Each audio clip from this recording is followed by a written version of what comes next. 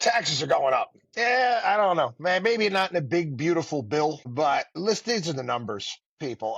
If big, beautiful bill doesn't go through, okay, if the current laws are not changed, all of the 2017 tax cuts would expire. Discretionary spending would shrink as a share of gross domestic product. The budget deficit in 2035 basically would be the same as it stands now, about 6% of GDP. We would end up adding another $20 trillion to debt between 2025 and 2035. I want you to get your arms around how ridiculous that is. Again, you can raise debt as share of GDP from 100% to 118%. Now, the big beautiful bill, if the passes, okay, what's going to happen is it will increase the national debt by 3.3 trillion more than the baseline.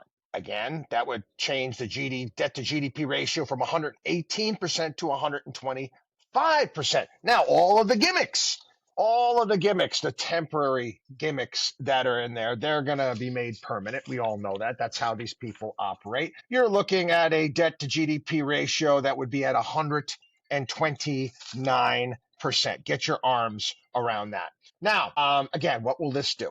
Okay, that's going to make our borrowing costs more expensive. We're going to have issues with the dollar. You got a lot of problems with that's the case. Wait. There's more. That's why our taxes are going up. The costs of Social Security and Medicare, yeah, they're going up. These programs are going to account for more than 100% of the increase in federal spending as a share of GDP over the next 10 years. We never can talk about fixing Social Security or Medicare or Medicaid or anything like that. Again, those programs, I paid into them and they're going to stay the way they're going to stay. Okay, where are you going to get the revenue from? As it stands right now, what do we got? 33.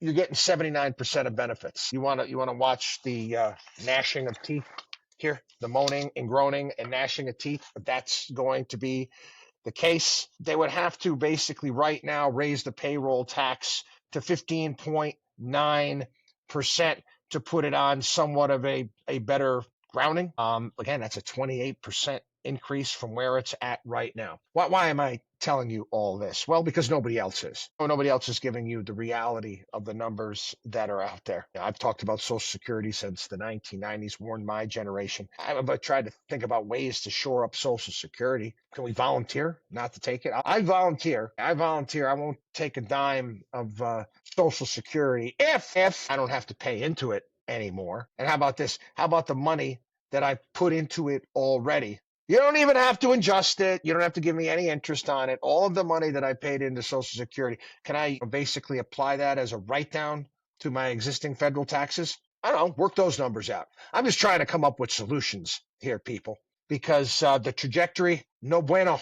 WatchDog on wallstreet.com.